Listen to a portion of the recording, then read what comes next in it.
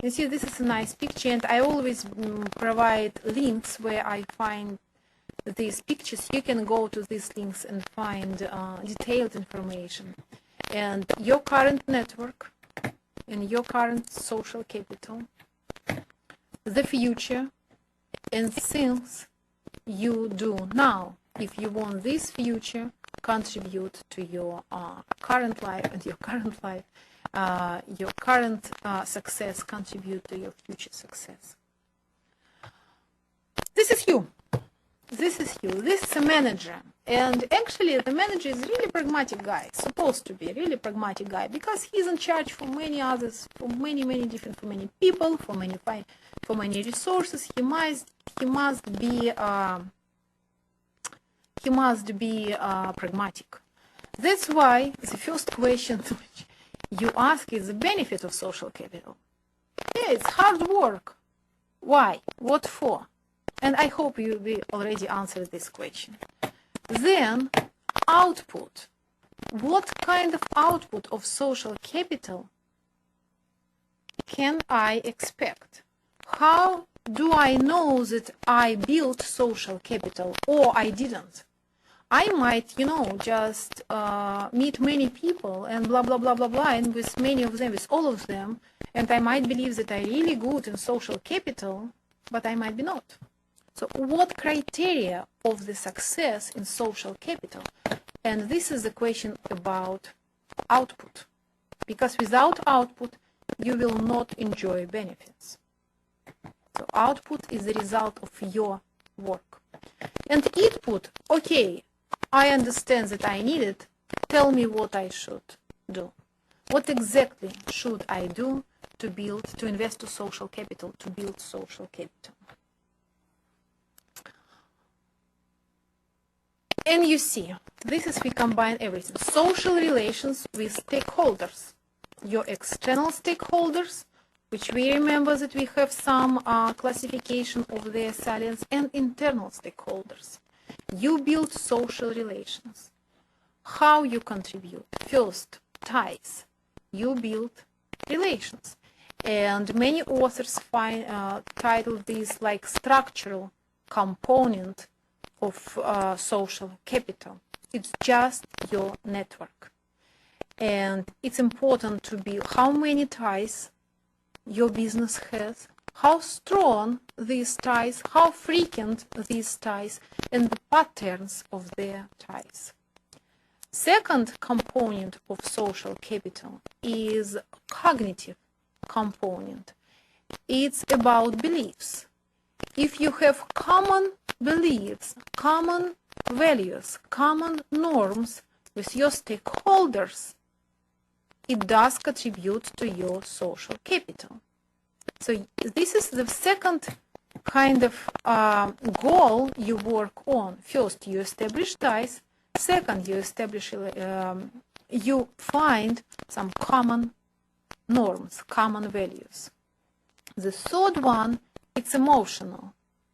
You want stakeholders like your business. You want them just to be attracted. You want them to have, to enjoy relations with your business, with you, with your people. And the last one, all these three would not work if your organization and you doesn't provide some proofs that yes, these ties are important, yes, these values are important, yes, this image work, and you must provide some proofs. As a result, you would have the output, trust, and goodwill for organization. This is the main idea, and I hope it's clear for you. What you must contribute: structural, cognitive, emotional, behavioral, and what you have as a result: goodwill and trust of your stakeholders, and their support, and their decision in favor of you. But as we talked before, our organization have two different types of social capital. They're different. Social capital as a private good, and we say this actor-centered social capital because it's centered on the actor, on your organization, on you. and collective social capital, which is inside. It's a public good and it's bonding ties. So we must find now what is the same and what is different in investing to social capital. Because if we cannot find this balance, we might have problems. You see, internal, inside of your organization, external, outside of your organization, high linkage, low linkage. Okay, I hope it does make sense. So if you have low linkage, 1-1, low relations, low social relations, in external